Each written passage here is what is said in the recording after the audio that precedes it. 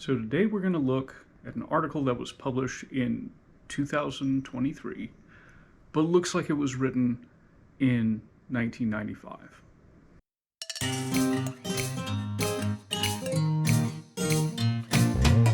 Hi guys, my name is Gio.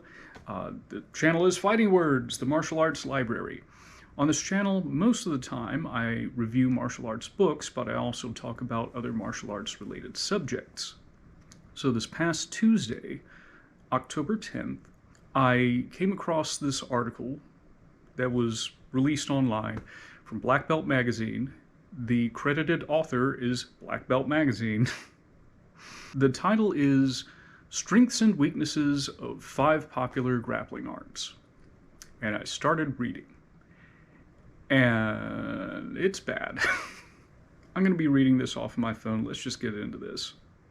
Part of being a complete martial artist is knowing how practitioners of other styles think, train, and fight. This article will provide an introduction to 5 popular grappling arts: Brazilian Jiu-Jitsu, Judo, Sambo, shoot fighting, and wrestling, and clue you in as to how you might defeat the people who train them. Now already we're starting off with this sort of adversarial tone. It bugs me that things like sport arts in general, but things like grappling, MMA, and boxing in particular have sort of become the boogeyman of martial arts. And I keep wondering, like, you know, with the rise of Taekwondo's popularity in like the 80s and 90s, did you see like the Kung Fu guys publishing articles on how to beat Taekwondo? Did you see the Judo guys publishing articles on how to beat karate over and over and over again in the 60s and 70s? Brazilian Jiu-Jitsu. The basic strategy of the Brazilian Jiu-Jitsu stylist is to mount or submit his opponent by outlasting him if necessary. He's almost always superbly conditioned aerobically to endure a long fight, and muscularly to prevent buildup of lactic acid in the muscles when clinching for eternity. He generally is very patient, slim, and smart, and often described as, quote, unbelievable on the ground. Let's at least address the slim part first. First of all, body types come in all shapes and sizes, but let me present to you high-level jiu-jitsu athletes like Gordon Ryan, Andre Galvao, and Jacare Souza. Nobody would describe him as slim. There's also sort of this notion that a Brazilian Jiu-Jitsu practitioner would be expecting a fight that lasts for hours. Now, this was sort of a strategy of the Gracie family. There were members of the Gracie family, for instance. Helio Gracie had a fight that lasted almost 4 hours, I think. Royce Gracie had a special rules mixed martial arts fight with Kazushi Sakuraba, and that lasted about an hour and a half. Side note, both members of the Gracie family lost those encounters. But while that may have been true into the 90s, I don't think it's really been true for a while. In most Brazilian Jiu-Jitsu tournaments, we see time limits of, 4 minutes, 6 minutes, 10 minutes. Sometimes super fights will last 20 minutes. Most will be a lot shorter. I think that there are a couple special super fight formats that are no time limit, but these are rare and most people will not be training for that. His weaknesses include the fact that he usually trains and fights while wearing a uniform. Without it, he has no extra handles on his opponent and loses the ability to execute many chokes. His standing techniques, including takedowns and striking, are often weak. It seems to me that the article didn't communicate this clearly here. It's focusing on what the practitioner is wearing, but then if the chokes and handles go away, it's because the other guy isn't wearing a uniform. But the more important point here is that no-gi jiu-jitsu is incredibly common these days. There are entire tournaments that feature no-gi jiu-jitsu. There are entire gyms that specialize in no-gi jiu-jitsu. But most Brazilian Jiu-Jitsu schools will have both gi and no gi classes. So that particular criticism is a pretty ignorant one to make. Secret: overpower him in the first moments of a fight. Don't stay in his guard. Okay. Briefly, yeah, you can win any fight if you overpower the guy from the outset. This isn't the secret way to beat Brazilian Jiu-Jitsu. This is the secret way to win a fight. Although it's pretty vague as to what that actually entails. But don't stay in his guard. It's weird that it started off this section saying that the goal of Brazilian Jiu-Jitsu is to mount or submit the opponent.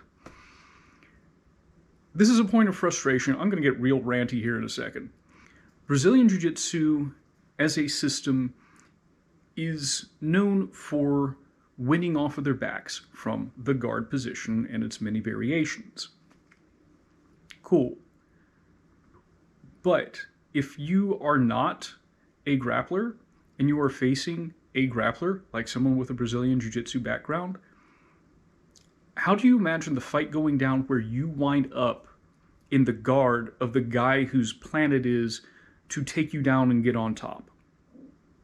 Because I see these videos and these discussions about, like, what do I do if I wind up in a Brazilian Jiu-Jitsu guy's guard? If you don't have any grappling, you're not.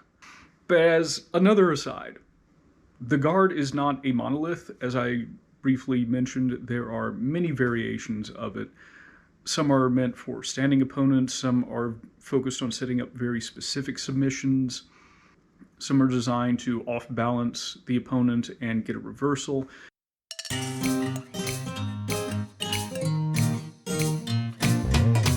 Use techniques that are illegal in his type of competition. Low strikes, groin attacks, etc. Whatever you do, don't try to beat him at his own game, for then you will be the underdog. Okay, this seems strategically sound, but we're going to see a lot of advice like this, but the thing is, it goes both ways. This guy isn't used to your type of attack, well, you're not used to his type of attack. Theoretically, they should cancel each other out. Anyone who has watched like the early no-holds-barred events from the 90s will go grapplers winning that better than 9 times out of 10. Judo. The strengths of the judoka include throws, chokes, and joint locks. Therefore, his basic strategy revolves around throwing his opponent to earn points and, if possible, make him submit. Quick aside, this is a bit of a nitpick. I wouldn't describe it that way. It's not like in judo, like, you know, a foot sweep earns you 2 points and a hip throw earns you 4 points. Like, there's no cumulative point system. A single throw can end the fight. That's a total victory, and then, like, less good throws will get you a partial victory. You do, like, 2 of those and you win. His weaknesses are most easily exposed by strikes. Conversely, a striker's weaknesses are most easily exposed by grappling. I don't know how this is helpful. Also, competitive judo is one of the more, quote, lopsided methods of fighting in that it has strict rules. No tackles, neck locks, strikes, or leg locks. And therefore, the referee can make the players break and stand up. The referee can make the players break and stand up in every form of grappling that I've seen. Also, this is weird. The no grabbing the legs rule, in other words, no tackles, that was formalized in official judo competition in 2013. The rest of this article honestly sounds like it was created in 1995, you know, by somebody who had watched a few UFCs and was drawing his conclusions on grappling. So it's weird that they mention no tackles in this. The judo practitioner spends an eternity practicing throws, but he often neglects other critical aspects of the fight. Secret: beat him with strikes or dirty tricks. Their quotes, not mine. Again, we lack an elaboration on this. Like, what do you mean by dirty trick? What's dirty in one environment is acceptable in another. What do you mean by that? You know, if we're talking like the most foul of foul techniques, you know, I don't know how biting this guy is going to stop him from, you know, tossing you with a Tai Otoshi, but okay. Sambo. The strengths of a Sambo stylist lie in his locks first and his throws second. He's usually very strong and tough. Most athletes are strong and tough. Not helpful. His basic strategy is the same of that of the judoka, takedown and submission. But because he spends most of his time practicing locks, his takedowns may not be so refined. That, to me, is a weird statement to make. Of the more common sport grappling methods, I think Sambo, in its curriculum, probably has the widest variety.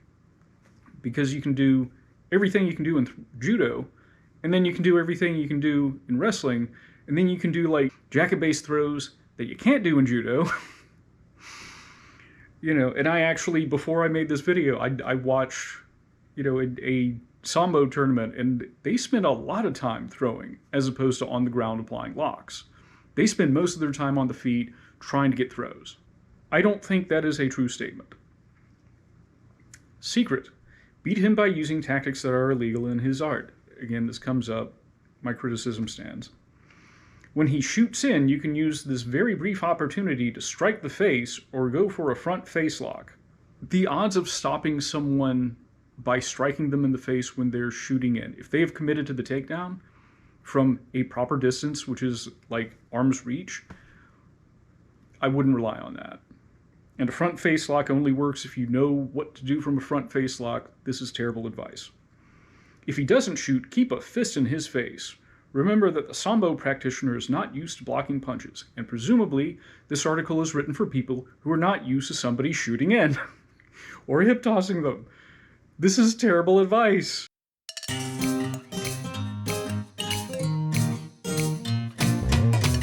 Shoot fighting. This is weird for me. Shoot fighting was a thing that basically existed in like the late 80s through the 90s. I'll elaborate in a second. A shoot fighter is almost always superbly conditioned, knowledgeable, and clever. This makes him very tough. People are clever. Not stylists, not a martial art. You must be in great condition to face this type of fighter. If you tire first, he wins, which is true with any type of fighter. If you are more tired than your opponent, your odds of winning are going down. His strategy is to straighten a limb, thus exposing a weakness, and lock it. One shortcoming is that the shoot fighter competes under rules such as no close hand strikes to the face. This can impart a false sense of security that may cause him to fight in a relaxed, almost casual manner. This prohibition of punching can lead him to develop a bad habit of resting in his opponent's guard. In a no-rules fight, he'll get punched if he does this. Okay, this and the next sentence in this article.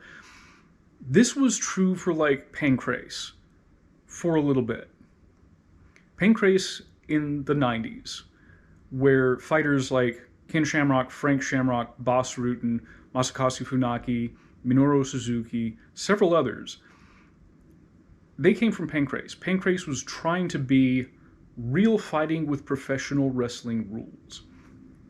So yeah, you weren't allowed to punch the guy in the face, but you could hit him with palm strikes and open hands. The thing is, like, even Pancrase went to more modern, like, gloved, closed fist MMA rules, I think before the 90s were out. This is why this feels like such a throwback, such an anachronism. Shoot fighters haven't been a thing for like the last 20 years. Who is writing this? I am baffled. And just because you weren't getting punched in the face, that doesn't impart a false sense of security, because you could also be like kicked and kneed and palm struck in the face. This seems like an asinine criticism to make. Another weakness is that the shoot fighter may be used to grabbing the ropes to bail himself out of a sticky situation. Again, I don't think any format has allowed for these rules since the 1990s. You're not going to face a guy who's trained to fight under these circumstances.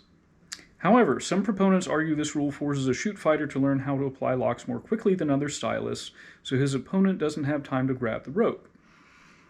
Again, if you listen to some of Bas Rutten's interviews, he'll talk about this. It's also irrelevant because nobody's done that in 2 decades. Secret. Beat him at what he does not practice, i.e. punches to the face, by using a frenetic, go ape style. This can thwart the shoot fighter's usual pace. ignoring the fact that you're not going to fight a guy named a shoot fighter. This again goes back to, okay, but if you're not also practicing the same stuff he's practicing, should you not also be taken by surprise by the stuff that he does that you're not familiar with? Question mark. Wrestling. Bruce Lee said that the hardest guy to beat is the wrestler, whose basic strategy is to crunch his opponent, flattening him and pop something, if he knows how to fight. Parentheses, if he's a sport wrestler, he may lack finishing holds and may not strike well.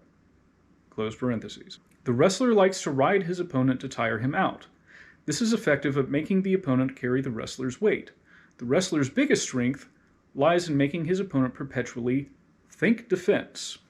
It's usually suicidal to try to out-wrestle him since wrestling is all he does. There is more truth to this than not. I would be curious about this actual Bruce Lee quote just because I've seen a lot of quotes attributed to Bruce Lee that turned out to not be something that he said. And I have heard the saying multiple times, again, I'd like to get a source for it, that Mr. Lee said that boxers and wrestlers would handle most black belts. But that's not the same thing as saying that the wrestler is the hardest guy to fight. Secret. Guys, when I read this at first, I literally laughed out loud. Be in better condition. It's not going to happen. Be in better condition and do something he doesn't know. Again, this goes back to, okay, but he's doing stuff you don't know. So, but yeah, be in better condition. Okay, that's sort of like saying have more flexible kicks than a Taekwondo black belt. It's sort of like saying have faster punches than a boxer. You can try. It might happen. I have seen multiple interviews with guys who wrestled at a high level on an amateur level, right? Whether that was collegiate or Olympic. They went on to do other things like military training, including special forces, like professional wrestling, which requires a high degree of discipline and physical ability, like mixed martial arts, where in addition to wrestling, you're also getting punched and kicked and choked and all that. And almost to an individual, they describe their time in amateur wrestling as the toughest thing that they've ever done. Wrestlers, and again, this is me making a broad generalization, but it's true. Wrestlers tend to be among the most physically conditioned, most mentally disciplined people that you will find. If you want to be in better condition than a wrestler, you need to have the time and the discipline to train like a professional athlete. For example, back up constantly and kick his legs as Marco Ruas used to do in the UFC. I appreciate the shout out to Marco Ruas. I think he's sort of underrated and forgotten, and he shouldn't be. He, to me, was the first actual mixed martial artist in the UFC because he could win on the feet, he could win by submission on the ground, he could do it all. The thing is, this is bad advice because if you are also not familiar with other aspects to stop takedowns, what you're basically doing is handing the guy your leg. You've given him a single leg. And we've seen this play out multiple times in mixed martial arts, even into the modern day. You do have exceptions. Jose Aldo, when he fought Uriah Faber. But Aldo also had great defensive wrestling and built a big part of his overall movement and strategy on defending against takedowns at a professional level against high-level wrestlers, which I'm assuming the average reader of this is not. Or keep your fists in his face, as Bernie Cadez advocates. This whole keep your fists in his face, that if you do not understand grappling, that's not going to work. And we've seen this play out over and over. Even if you land a punch, you're probably not going to get a knockout. Something that we saw in the early days, guys were closing the distance. The proper distance you need for punching will disappear if the other guy is closing in on you, right? Because he's not planning on staying at a range and exchanging punches. He's planning on getting a clinch, shooting for a leg. This is a bad piece of advice. Always remember what Master Grappler Gene LaBelle says. The best way to beat any fighter is to do something illegal in his own game, something he doesn't know. And again, we're back to the whole do something that he doesn't expect thing, which, as I said, is what he's doing to you. Look, I don't want to be like the grappling guy. I love all martial arts, but the grappling side of things is often criticized by people who do not understand it very well. Part of the reason that this sounds like something out of 1995, a lot of these references sound like they do come from the first dozen or so UFCs. And somebody's just like doing their best to figure out how to use that information. The thing is, we've got a lot of history since then. You know, the UFC is coming up on its 30th anniversary next month, actually. You know, in addition to the UFC, you also had, you know, Pride and One Championship, and, you know, all these other organizations. You know, some of the rules varied a lot. The best way to defend against grappling is to be competent in grappling. This doesn't mean you need to be an NCAA All-American wrestler. This doesn't mean you need to be an Olympic judoka. This doesn't mean you need to be a black belt in Brazilian Jiu-Jitsu. But have a competent grappler, somebody who knows what they're doing.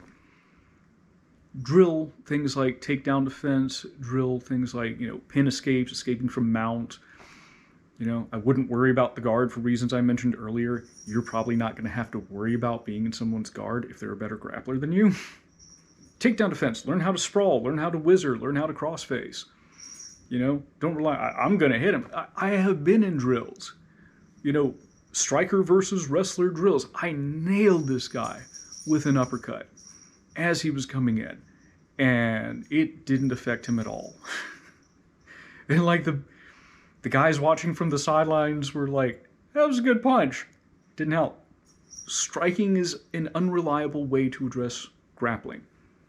Get your grappling straight, again, to a competent level. Spend, I would say bare minimum, a couple of hours a month. Maybe an hour at the beginning, an hour in the middle. And again, let's drill. You know, you don't need to be good at the offensive part of grappling. But if you want to counter grappling, you need to actively practice deliberately the defensive side of grappling. That was a little bit ranty. Sorry, not sorry. It was a bad article. You know, I'm not saying this to like rain on anyone's parade.